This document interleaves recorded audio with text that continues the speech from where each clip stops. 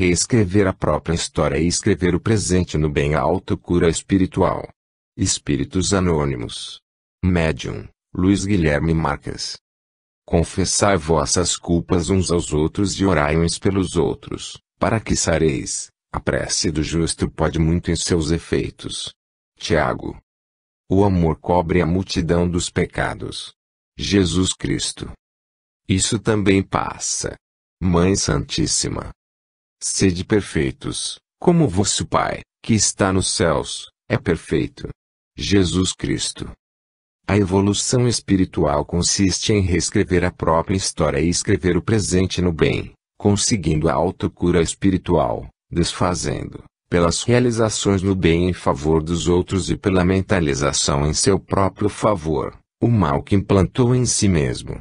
Anônimos. No mundo espiritual há espíritos na fase evolutiva dos animais, dedicados aos seus irmãos mais velhos da fase humana, fiéis ao seu compromisso de auxiliá-los nas suas iniciativas no bem. Anônimos. Um desenho simbólico e seu significado. Este desenho procura traduzir em imagens as informações que iremos tentar reproduzir em palavras, pois se vê, no primeiro plano, do lado direito, um homem de fisionomia transtornada, caracterizada pelo olhar esgazeado, tendo, acima da sua cabeça, um leão com expressão tranquila, enquanto que, mais à esquerda, vemos outro homem, irradiando uma luminosidade expressiva, de olhar sereno e bondoso, resultado do esforço evolutivo multimilenário daquele primeiro, e igualmente acompanhado do mesmo felino fiel, iluminado pela luz que se irradia desse homem. Fizemos questão de destacar a companhia do espírito zelador da faixa evolutiva animal a fim de mostrar que cada espírito não se faz apenas objeto da dedicação de espíritos humanos desencarnados, mas igualmente de outros seres menos evoluídos que os humanos, tanto quanto temos os nossos animais de estimação enquanto encarnados. Todavia, esse não é o foco principal deste estudo, o qual visa tratar da autocura espiritual. Introdução. Existe ainda muita desinformação nos meios religiosos, inclusive nos reencarnacionistas, com relação a como se processa a evolução do espírito.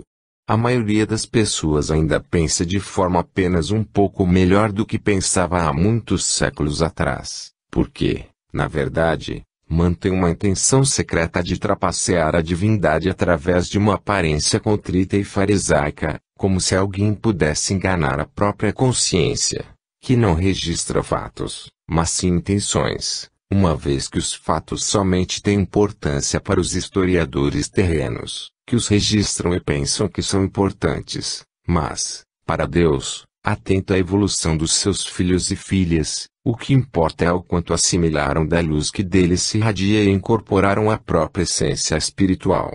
Entendamos isso e sigamos adiante. Uma vez vivenciada qualquer intenção positiva ou negativa, não importa em que época da vida do espírito, ele é levado a rever esse registro e, dependendo da qualidade e da frequência, tem de refazê-lo, ou seja, desintegrá-lo e substituí-lo por outro, luminífero, a fim de poder continuar evoluindo. Em caso contrário, ficará como o caminhante, que para diante de um degrau e não sobe, para seguir seu percurso, podendo ficar parado ali indefinidamente. Reescrever a própria história tem um significado, não de esquecer ou guardar fatos, pois já aconteceram e ficaram registrados no passado, mas entrar no ambiente das intenções que motivaram pensamentos, sentimentos e atitudes e iluminá-los com o halo e o auto-perdão, pois somente a luz suprime as trevas. As trevas são a ausência de luz e não uma realidade em si mesmas. Neste estudo abordaremos técnicas de reescrever a própria história, cada um dentro do que tem em sua memória atual, seja englobando apenas a reencarnação presente, seja quando conhece vivências anteriores, e também descrever o presente no bem. Pretendemos observar aos queridos leitores que, na verdade, não importam as teorias nem as palavras que venhamos a empregar, mas que entendam a essência dos assuntos, pois tudo o que queremos dizer se resume em pensamento, em poder mental no bem, e, Nesses casos, as palavras pouco interessam, se os queridos leitores entenderem e praticarem o que estamos tentando transmitir-lhes. Que Deus nos abençoe a todos e que possamos reescrever a própria história, cujo processo avance em direção ao pretérito, bem como escrever o presente no bem, até nos tornarmos, um dia, espíritos puros, abordando, com naturalidade, o momento da nossa criação por Deus e olhando para o futuro infinito. Primeira parte. A identificação das más intenções do presente e do passado. No livro Libertação, de André Luiz, encontramos a seguinte informação, expressando-nos coletivamente: sabemos hoje que o espírito humano lida com a razão há, precisamente, 40.000 anos. Todavia, com o mesmo furioso ímpeto com que o homem de Neandertal aniquilava o companheiro, a golpes de sílex, o homem da atualidade, classificada de gloriosa era das grandes potências, extermina o próprio irmão a tiros de fuzil. Os investigadores do raciocínio, ligeiramente tisnados de princípios religiosos, identificam tão somente, nessa anomalia sinistra, a renitência da imperfeição e da fragilidade da carne, como se a carne fosse permanente individuação diabólica, esquecidos de que a matéria mais densa não é senão o conjunto das vidas inferiores incontáveis, em processo de aprimoramento, crescimento e libertação. Nos campos da crosta planetária, queda-se a inteligência, qual se for anestesiada por perigosos narcóticos da ilusão. No entanto, auxiliá-la-emos a sentir e reconhecer que o espírito permanece vibrando em todos os ângulos da existência. Cada espécie de seres, do cristal até o homem, e do homem até o anjo, abrange inumeráveis famílias de criaturas, operando em determinada frequência do universo. E o amor divino alcança-nos a todos, à maneira do sol que abraça os sábios e os vermes. Todavia, quem avança demora-se em ligação com quem se localiza na esfera próxima. O domínio vegetal vale-se do império mineral para sustentar-se e evoluir. Os animais aproveitam os vegetais na obra de aprimoramento. Os homens se socorrem de uns e outros para crescerem mentalmente e prosseguir adiante. Atritam os reinos da vida, conhecidos na terra, entre si. Torturam-se e entredevoram-se, através de rudes experiências, a fim de que os valores espirituais se desenvolvam e resplandeçam, refletindo a divina luz.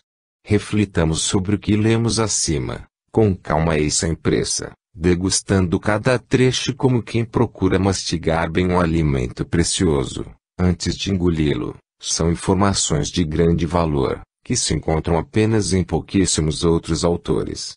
Pois bem, assim entendido, prossigamos. Afirmam os estudiosos da natureza humana, que, na atualidade da Terra, mesmo depois de todo o progresso realizado, mais de 90% da humanidade ainda vive em função de 3 objetivos: 1. Comer, 2. Dormir e 3. Reproduzir.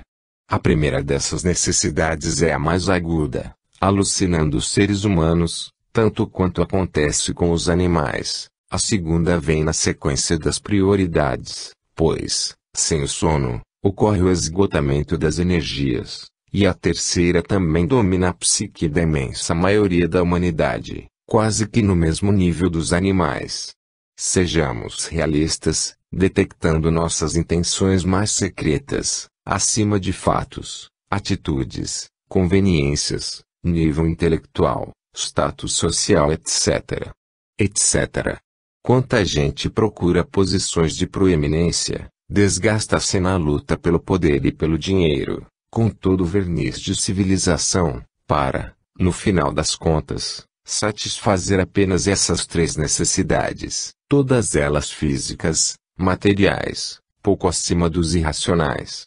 Se cada um pudesse ler as intenções de todos os outros, veria estampada essa realidade do ser humano de um mundo de provas e expiações, o qual ainda não consegue fazer com que, como dizia Chico Xavier, as teorias descessem do cérebro para o coração. Não pretendamos abaixar a autoestima de ninguém, mas, sim, Partir da realidade das intenções secretas para começarmos a reescrever a própria história e, realmente, escrever o presente no bem. Em caso contrário, estaremos nos enganando e teremos de reencarnar inúmeras outras vezes até mudarmos nossas intenções. Quais são, por exemplo, outras intenções diferentes dessas? Estudaremos esse assunto mais adiante.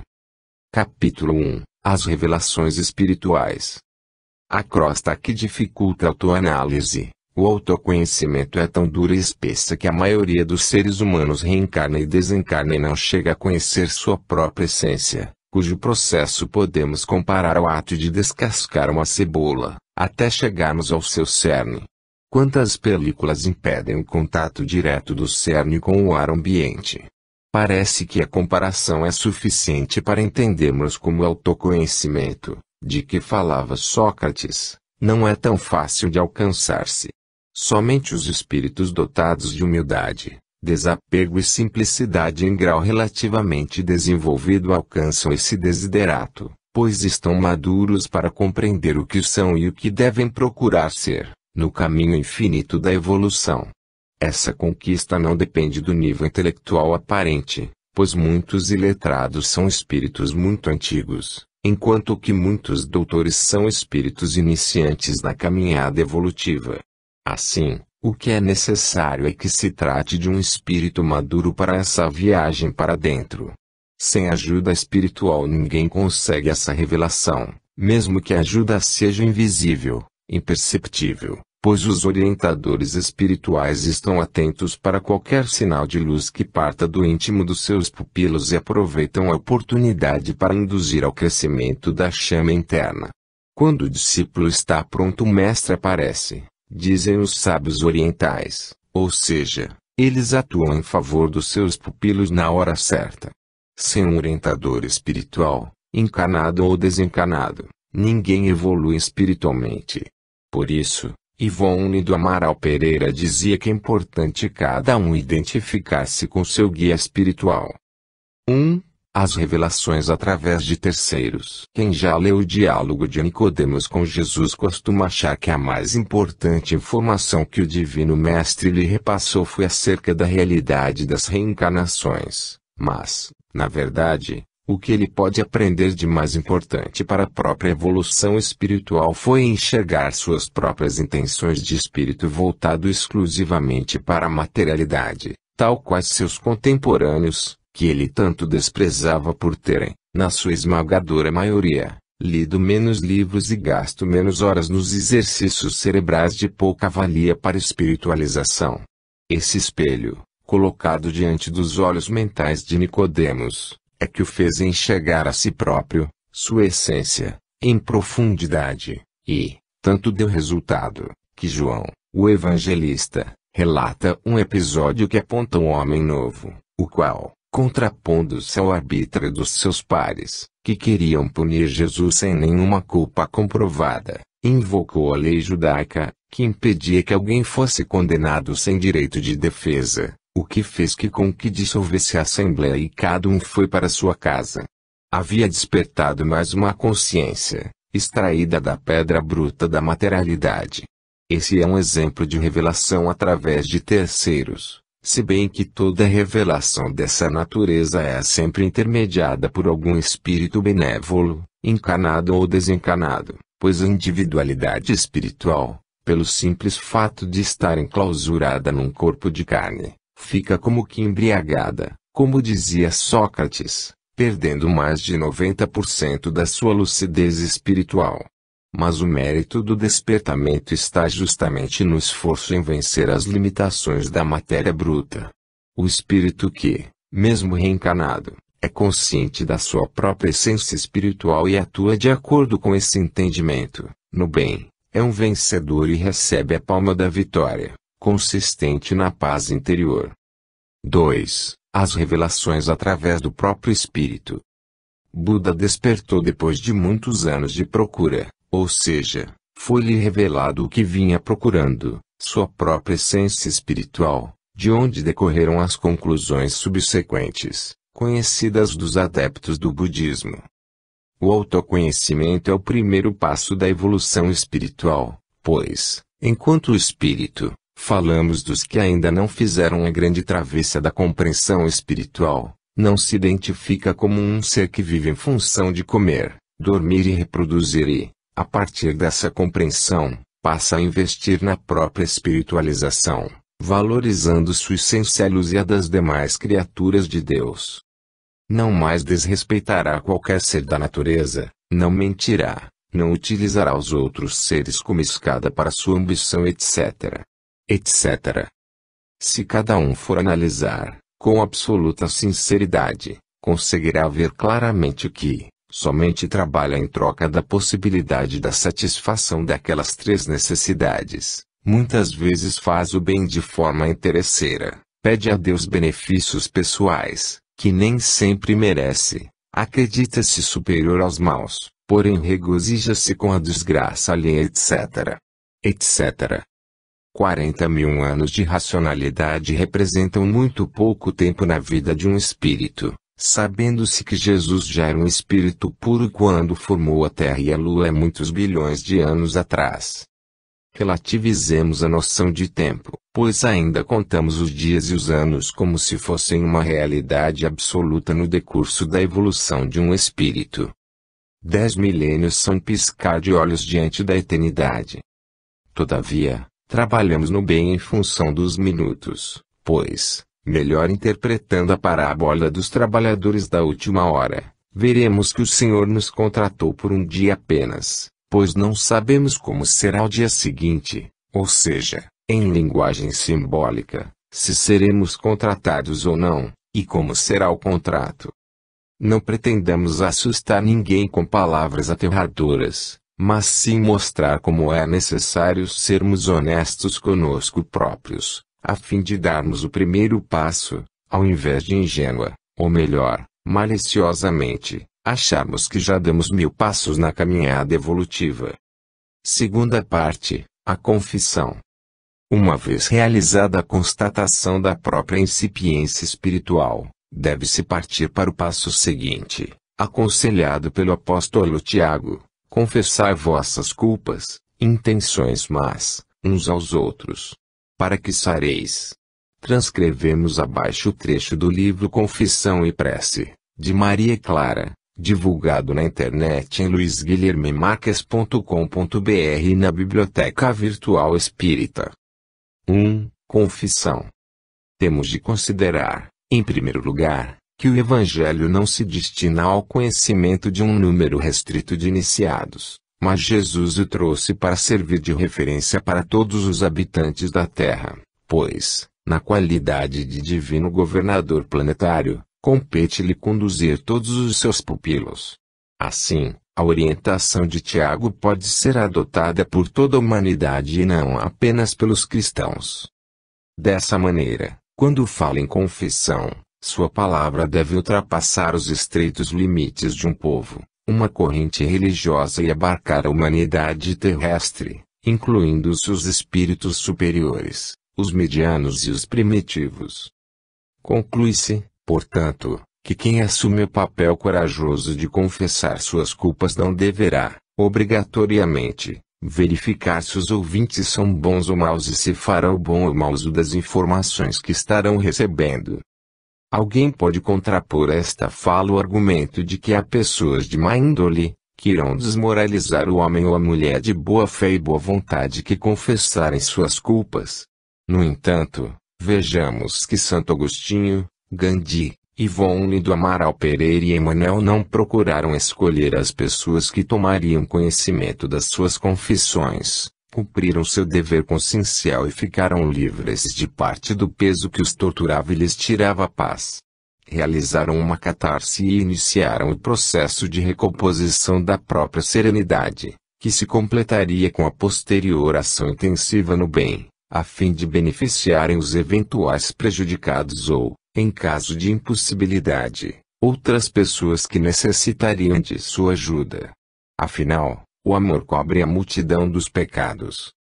Temos, então, 3 opções neste caso: ou cumprimos a orientação sábia de Tiago, confessando-nos a todos, portanto, despindo-nos do orgulho, ou confessamo-nos apenas aos nossos amigos, a fim de receber seus conselhos, ou não confessamos a ninguém as nossas culpas?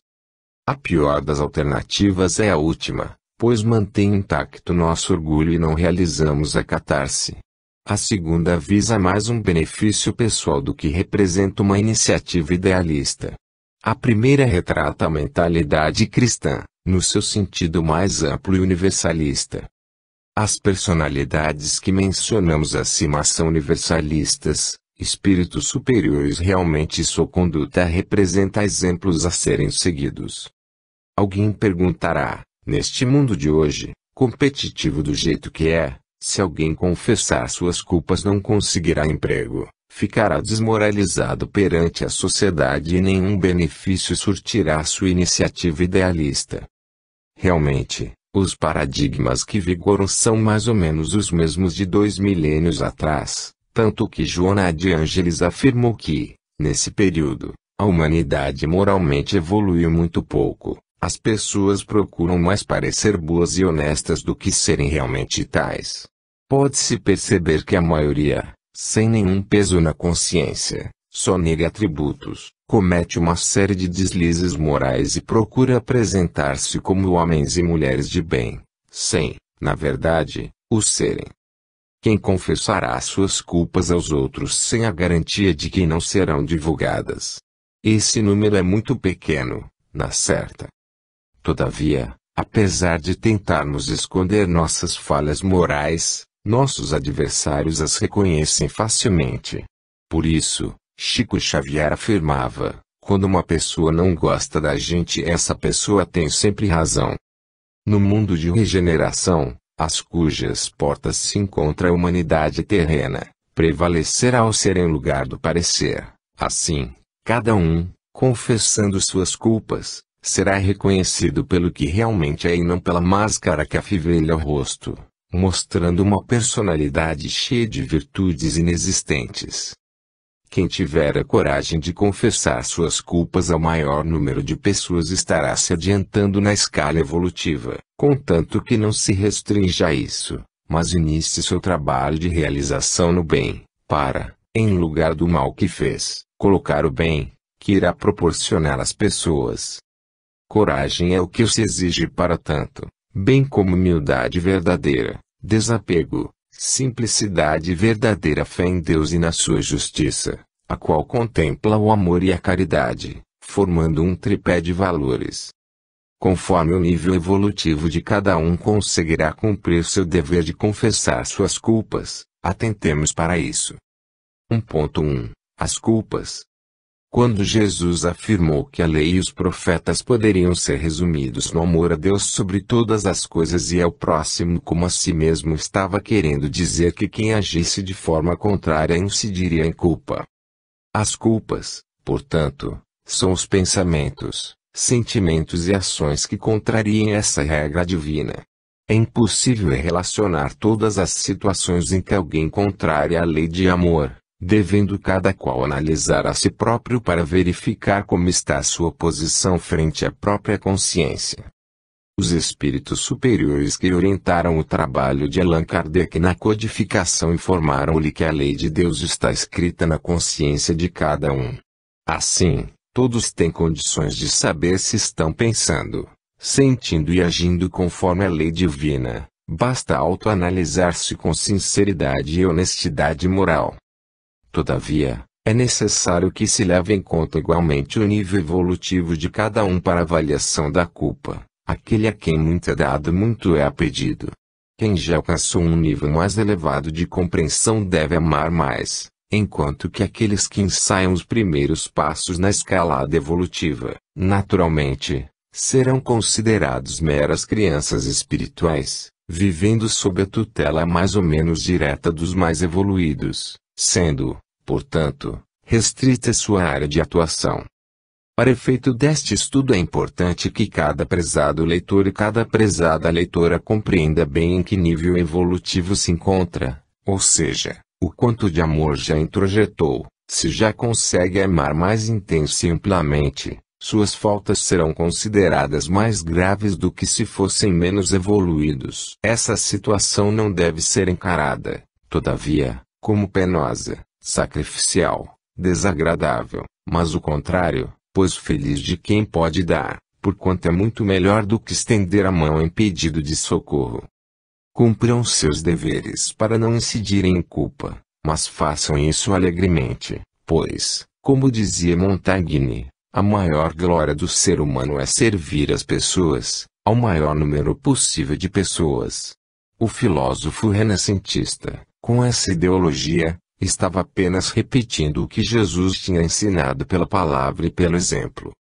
Não incidam em culpa pela falta de amor e, assim, sua vida será muito mais feliz do que possam, por ora, imaginar, pois a espiritualidade superior suprirá suas energias nos momentos de fraqueza e lhes instilará, em nome de Deus e de Jesus, a paz e a serenidade na consciência. Sem querer estabelecer parâmetros rígidos para a vida alheia, pois sabemos que a consciência de cada um é o melhor juiz, podemos apontar um indicativo que foi abordado no diálogo entre Chico Xavier e Banerjee. Na Índia tem-se como pontos importantes na vida de cada pessoa a sexualidade, a sociedade, a riqueza e a religiosidade. Portanto, é conveniente que cada um se analise e verifique como está pensando, sentindo e agindo quanto a cada um desses itens. No Oriente é conhecido um ditado que diz: as pessoas costumam envergonhar-se do que não devem e não se envergonharem do que devem. Os defeitos morais podem resumir-se em orgulho, egoísmo e vaidade, sendo as virtudes correspondentes, respectivamente, a humildade, o desapego e a simplicidade. Temos, assim, alguns referenciais, que podem nos ajudar na autoavaliação, sem contar aquele que diz: não devemos fazer ao próximo o que não gostaria que ele nos fizesse. Amemos a todos os seres o mais ampla e profundamente que conseguirmos e, dessa forma, estaremos evoluindo mais depressa, pois não podemos cobrar de nós uma perfeição que não temos de alcançar, mas, sendo encontrados sempre no serviço do bem, estaremos na estrada correta, felizes dentro do possível para o nosso grau evolutivo. Também devemos considerar, como dizem os orientais, que o melhor da caminhada é a própria caminhada. Assim, sem autocobrança estressante, vivamos em paz com nossos semelhantes, auxiliemos o progresso de todos, aprendamos a fazer o bem distintamente e aperfeiçoemo-nos na inteligência e na espiritualidade. As culpas irão se diluindo com esse investimento no bem, tal como a água corrente vai limpando as sujidades de qualquer superfície barrenta. O amor cobre a multidão dos pecados. 1.1.1 Conceito de culpa. Para efeito da orientação de Tiago, não devemos nos ater à forma terrena de entender o conceito de culpa, uma vez que estamos lidando com o direito divino, ou seja, as leis de Deus. Toda vez que manchamos nossa consciência, ela nos cobrará através do arrependimento e teremos, em seguida, de beneficiar o outrem para curarmos essa nossa ferida moral interior. Emmanuel, Ivone do Amaral Pereira, Mohandas Gandhi e Santo Agostinho sentiram a necessidade premente de confessarem suas culpas e tal se transformou em benefício para as pessoas que tomaram conhecimento dessas afirmações, alertando-as para não tropeçarem nas mesmas pedras que eles, bem como ensinaram a humildade e a igualdade. Apesar de serem espíritos evoluídos, ainda estão sujeitos a erros, pois somente Jesus descreveu sua trajetória evolutiva de forma retilínea. Culpa, como dito, significa qualquer infração às leis divinas, inscritas na consciência. Manifestam-se as culpas de milhares de maneiras diferentes, desde o pensamento negativo, o sentimento malsão, até as atitudes incorretas. É importante cada um autoanalisar-se e levar a sério a tarefa da autorreforma moral, pois Allan Kardec, com sabedoria, afirmou: reconhece-se o verdadeiro espírita pelo esforço que empreende para domar suas más tendências. Assim também quanto aos adeptos das demais correntes filosóficas ou religiosas. Não se exige perfeição, mas esforço em aperfeiçoar-se moralmente. Cada um se encontra em um degrau evolutivo diferente e, portanto, sua consciência lhe cobrará conforme seu nível de progresso intelecto-moral. Não é necessário escrevermos mais do que isto para mostrar o que significa a expressão culpa, que alguns chamam de pecado ou expressão equivalente. Errar é humano, eis um provérbio de grande sabedoria, pois errando se aprende. Todavia, errar tendo condições de acertar, provoca os resultados dolorosos da lei de causa e efeito. É melhor bem proceder do que receber a visita dos sofrimentos físicos e morais. É preciso aprendermos a identificar o que é realmente mal e o que representa mera adequação às leis da natureza. A sexualidade é um dos pontos nevrálgicos desse aspecto, havendo muitos que se culpam pelo exercício da sexualidade enquanto que há outros tantos que se entregam ao desalinho moral, ficando ambos os tipos em cada um dos extremos, da autopunição indevida e da devassidão. Cada um deve perquirir sua própria consciência e aprender a proceder conforme seu nível evolutivo. 1.1.1.1 As leis de Deus. As leis de Deus, na sua complexidade, são inacessíveis à compreensão dos seres humanos medianos. Somente os espíritos superiores estão em condições de alcançar-lhes a essência. Quando foi dito a Allan Kardec que elas estão escritas na consciência de cada ser, a intenção era mostrar que, à medida que evolui, vai compreendendo melhor sua essência, de tal maneira que, ao mesmo tempo que as compreende, elas lhe cobram um procedimento compatível com o nível de compreensão, atuando automaticamente tanto na recompensa quanto na reação pedagógica através da dor. Jesus afirmou que as leis divinas se resumem no amor a Deus sobre todas as coisas e no próximo como a si mesmo. 18 séculos depois, no cumprimento da promessa de envio do Consolador, Allan Kardec foram apresentados desdobramentos das leis divinas nos seguintes itens: adoração, trabalho, reprodução, conservação, destruição, sociedade, progresso, igualdade, liberdade e justiça, amor e caridade. Mais uns anos depois, em A Grande Síntese, Jesus, através da mediunidade de Pietro Baldi, aprofundou mais as informações sobre as leis divinas, mas é impraticável resumir aqui, neste modesto estudo, o que essa obra gigantesca expõe. Seria o mesmo que a pretensão de colocar o oceano num dedal. Todavia, em todas essas revelações, o ponto em comum é o amor, primeiro a Deus, como forma de gratidão ao Pai, ou Mãe, Criador de tudo que existe, e, em segundo lugar, a todos os demais seres, do mais singelo, ou seja, aquele que se inicia na escalada evolutiva, até o mais perfeito. O amor deve ser o mais universal possível. Assim é que Francisco de Assis, como profundo conhecedor das leis divinas, cunhou as expressões irmão Sol, irmã Lua, irmão Lobo, irmã Árvore, etc. O amor universal deve ser exercitado em todos os dias da nossa vida. Não há fundamento algum para se pensar em separatismos, elitismo, discriminações de que tipo forem, exclusão, facciosismo, preferências injustas e outras formas de destacar uns em detrimento dos outros. O provérbio, aos amigos tudo, aos inimigos a lei retrata o primitivismo e a insciência dos tempos passados, mas não pode nos acompanhar no mundo de regeneração. Dessa maneira, os conceitos de família, amizade, inimizade, classes sociais etc. devem mudar totalmente, passando dos padrões estritamente egoísticos do mundo de provas e expiações para aqueles outros, progressistas, da nova era. É preciso que atentem para esse novo foco, que, na verdade, nada tem de novo, uma vez que Jesus ensinou o amor universal, entregando sua mãe a João, para ele dela cuidasse na qualidade de filho adotivo e entregando-o a ela, a fim de ela cuidar dele como mãe adotiva.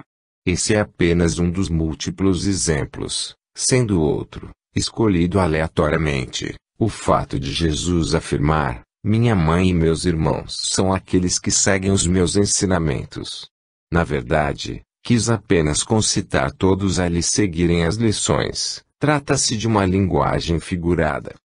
Devemos começar a mudar o nosso modo de pensar, sentir e agir em relação a tudo e a todos, entendendo-os como nossos irmãos e irmãs e realmente sentindo por eles um afeto crescente, na medida em que consolidamos essa visão universalista.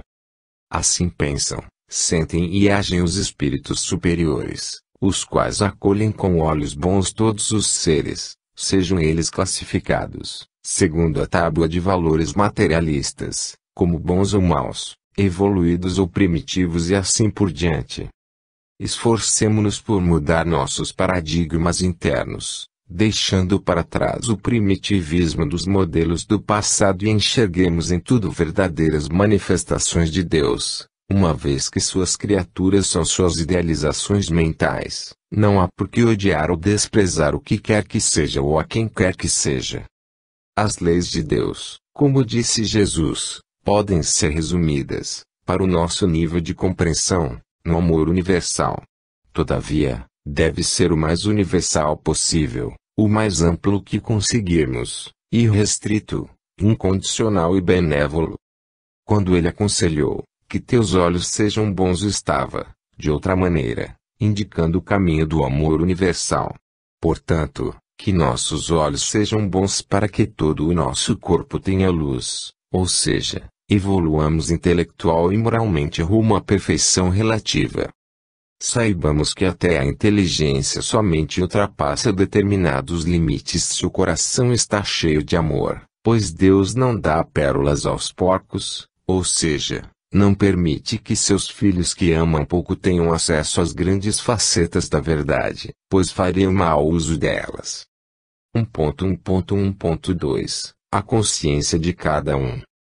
É importante cada um saber até que ponto pode cobrar de si mesmo, a fim de, num extremo, não se acomodar aos vícios e defeitos morais, nem, no outro extremo, cair nas malhas dos complexos de culpa infundados. Joana de Ângeles orienta muito bem neste aspecto, sendo de capital importância conhecer seus livros da série psicológica, os quais deveriam ser estudados em todos os centros espíritas. Não basta conhecer as obras da codificação, onde se encontra a base do grande edifício do conhecimento espírita, uma vez que tal construção vai pelo infinito afora, sendo que lhes são acrescentados, periodicamente, novos pavimentos, à medida que as lições precedentes vão sendo assimiladas, segundo um planejamento minuciosamente elaborado pelos espíritos superiores, encarregados de instruírem a humanidade encarnada, sob o comando de Jesus, o divino governador da Terra. O nível da consciência de cada um é muito diferente do de qualquer outro ser criado por Deus. Por isso, Jesus, em a grande síntese, esclarece a respeito. Solicitamos a leitura serena e reflexiva do excerto que apresentamos abaixo, a fim de que cada um se analise sem os excessos, para mais ou para menos, que mencionamos. Segue a lição do Divino Mestre na linguagem do século XX. Destino, o direito de punir. Outro fator complica o cálculo das responsabilidades, o determinismo das causas introduzidas no passado, com as próprias ações, na trajetória do próprio destino, impulsos assimilados, por livre e responsável escolha, no edifício cinético do próprio psiquismo. Essas causas são forças colocadas em movimento pelo próprio eu e uma vez lançadas, são autônomas, até exaurir-se. Vossos atos prosseguem seus efeitos, irresistivelmente, por leis de causalidade. Seu impulso é medido pela potência que imprimistes a esses atos, proporcionais e da mesma natureza, benéfica ou maléfica, ao impulso que destes. Assim o bem ou o mal dirigido aos outros é feito sobretudo a si mesmo, é regido pelas reações da lei e recai sobre o autor como uma chuva de alegrias ou de dores. O destino implica, pois, uma responsabilidade composta, que é resultante do passado e do presente. Cada ato é sempre livre em sua origem, mas não depois, porque então já pertence ao determinismo da lei de causalidade, que lhe impõe as reações e as consequências. O destino, como efeito do passado, contém, pois, zonas de absoluto determinismo, mas a ele sobrepõe-se a cada momento a liberdade do presente, que vai chegando continuamente e tem o poder de introduzir sempre novos impulsos e, neste sentido, de corrigir os precedentes. O impulso do destino pode comparar-se à inércia de uma massa lançada, que tende a prosseguir na direção iniciada, mas, no entanto, pode sofrer atrações e desvios colaterais. Esse impulso pode ser corrigido. Determinismo e liberdade, dessa maneira, contrabalançam-se, e o caminho é a resultante dada pela inércia do passado e pela constante ação corretora do presente. Nesses equilíbrios íntimos de forças reside o cálculo das responsabilidades. O presente pode corrigir o passado, numa vida de redenção, pode somar-se a ele nas estradas do bem, tanto quanto nas do mal. Diante do determinismo da lei, que impõe a cada causa ser feito, está o poder do livre-arbítrio, de corrigir a trajetória dos efeitos com a introdução de novos impulsos. Destino não é fatalismo, não é cega necessidade, determinismo, inevitabilidade, é a base de criações ou destruições contínuas. O que a cada momento está em ação no destino é resultante de todas essas forças. Responsabilidade progressiva, função do conhecimento e liberdade progressiva, cálculo complexo de forças, evolução, ao mesmo tempo libertação do determinismo das causas, destino, como do determinismo da matéria, eis a realidade mais profunda do fenômeno. Uma ética racional tornada ciência exata, que não seja a mera arma de defesa, deve levar em conta todos esses fatores complexos, deve saber pesar essas forças e calcular-lhes a resultante, deve saber avaliar as motivações, reconstruir na personalidade seu passado biológico e orientar-se na vasta rede de causas e efeitos, de impulsos e contra-impulsos, que constituem o destino e sua correção. Para cada indivíduo o ponto de partida é muito diferente e não há maior absurdo, num mundo de substanciais desigualdades, que uma lei emana posteriori, externa, igual para todos. Esta poderá satisfazer a funções sociais defensivas, mas não pode chamar-se justiça. Somente esta pode, pelas sanções morais e penais, constituir a base do direito de punir. Isto está estritamente vinculado ao cálculo das responsabilidades, sem o qual não pode ser estabelecido. Tendo-se estabilizado por meio da força, como todos os direitos, na origem mera reação e necessidade de defesa transforma-se, por evolução, da fase de vingança pessoal à fase de proteção coletiva. A normalização jurídica da força, como no mais amplo processo da evolução da força em direito, a legalização da defesa dirige-se à conservação de um grupo sempre mais extenso, à proporção que surgem unidades coletivas cada vez mais vastas, do indivíduo à família, à classe, à nação, à humanidade. Em sua evolução, o direito penal circunscreve cada vez mais, até a eliminação das zonas indefesas, tornando mais difícil escapar à sua sanção, extradição, até cobrir todo o planeta. Ao mesmo tempo atinge disciplina cada vez mais numerosas formas de atividades humanas. Paralelamente, quanto mais se estende o direito, mais diminui a ferocidade, torna-se mais racional e inteligente. Quanto mais se torna a proteção da ordem pública, menos se faz pela reivindicação da ofensa sofrida pelo particular, é sempre menos força e sempre mais justiça. À medida que o homem se afasta das necessidades da vida animal, manifesta-se contínua circunscrição do arbítrio na defesa, que se torna mais equilíbrio jurídico. A justiça fica menos incompleta, à proporção que o juiz evolui, torna-se digno de conquistar o direito de julgar. Assim, o fenômeno não apenas se projeta da fase individual à fase social, não só tende a estabelecer mais profunda ordem, tornando-se mais substancial, mas se desenvolve sempre mais e contém o fator moral, harmonizando-se em sistema ético. O conceito originário de prejuízo, ressarcimento, ofensa, eleva-se à reconstrução de equilíbrios mais altos, enriquecidos dos novos valores que a evolução terá desenvolvido. A balança da justiça se fará muito mais precisa, até o cálculo das responsabilidades específicas, isto é, até as diferentíssimas responsabilidades individuais. A primitiva e grosseira justiça do direito de defender-se, evoluirá para a justiça que dá o direito de julgar e de punir. Cada vez mais a balança do direito substituirá a espada da vingança. Cada vez mais pesará a responsabilidade moral do culpado e sempre menos a própria tutela egoística. Em sua evolução, o jus de punir penetrará sempre mais a substância das motivações. A ascensão moral e psíquica do legislador o autorizará a fazer uma sindicância moral sempre mais profunda, porque só um juiz mais sensível e perfeito poderá ousar, sem tornar tirania de pensamento, aproximar-se da justiça substancial que vem da mão de Deus. Esta é a meta das formas humanas. Quanto mais evolução elevar o legislador, tanto mais o submeterá a um ato de bondade e de compreensão para com o culpado.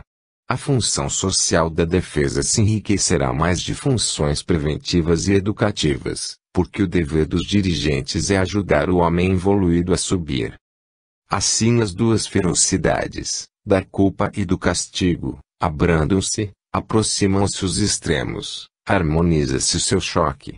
Melhor que investir contra uma alma que só sabe ser má, porque é evoluída, e ajudá-la a evoluir, demolindo-se os focos de infecções morais onde nascem essas flores maléficas. Absurdo enfurecer-se contra os efeitos, se as causas forem deixadas intactas. Não se resolve o problema apenas com o egoísmo da autodefesa, com a repressão sem a prevenção. Justo, muitas vezes, é só o que protege a si mesmo, deve ampliar-se até proteger a todos. Na balança social há um tributo anual de expulsos, segundo uma lei expressa pelas estatísticas. É preciso compreender essa lei e cortá-la pela raiz. Há deserdados cujo crime é o de serem marcados no nascimento por uma tara hereditária.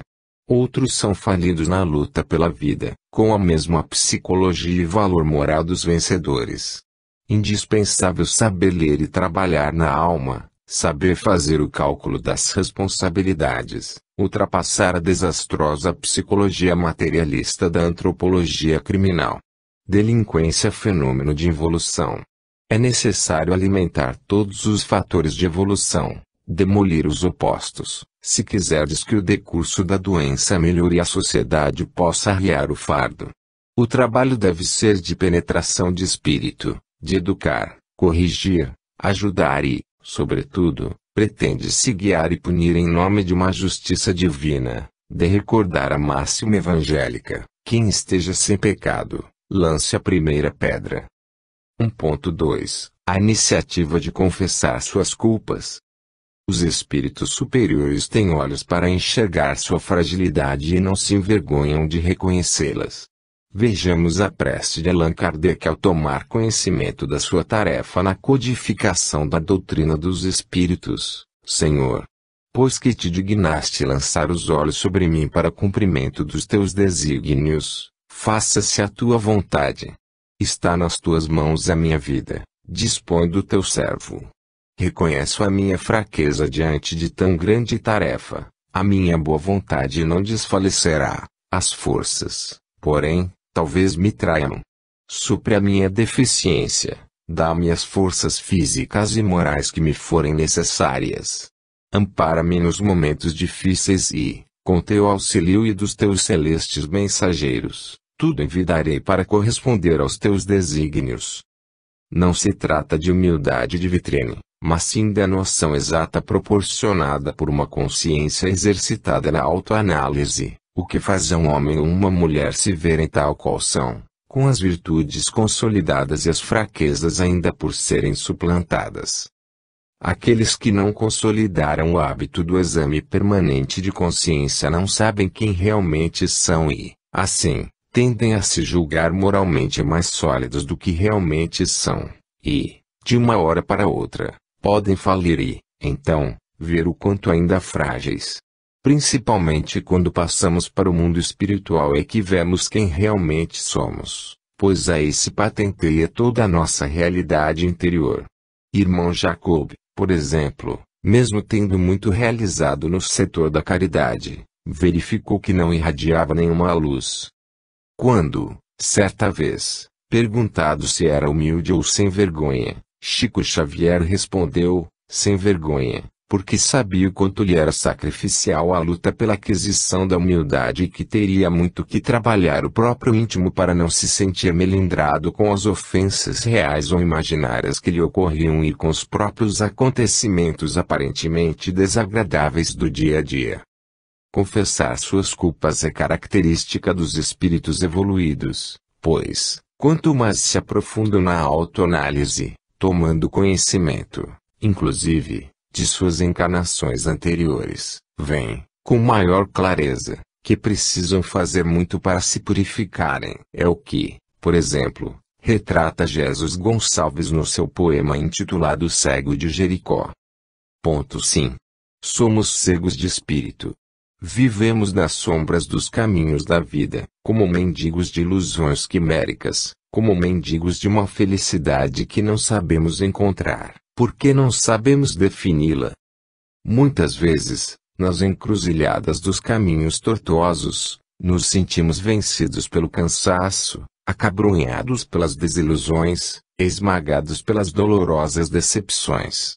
Somos cegos tateantes, que vamos e vimos, sempre pelos mesmos caminhos, num horroroso círculo vicioso. Então, nessas horas de suprema angústia, lembramo-nos de que o meigo Rabi que curou a cegueira material do cego de Jericó, pode iluminar o caminho do nosso espírito atormentado. E queremos gritar, Jesus, filho de Davi, tem compaixão de mim.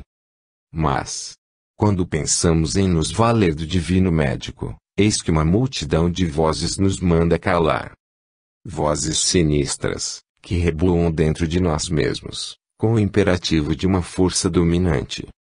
E ante essa multidão de monstros, constituída de nossos vícios, dos nossos 1000 defeitos, da nossa imperfeição moral, do nosso desejo de acomodação com os bens efêmeros e transitórios da vida material, nós nos calamos, acovardados, incapazes de fazer partir de nosso coração o grito de angústia salvador.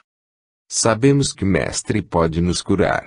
Sabemos que Ele está junto de nós, bondoso como sempre, pronto para a aplicação do passe magistral.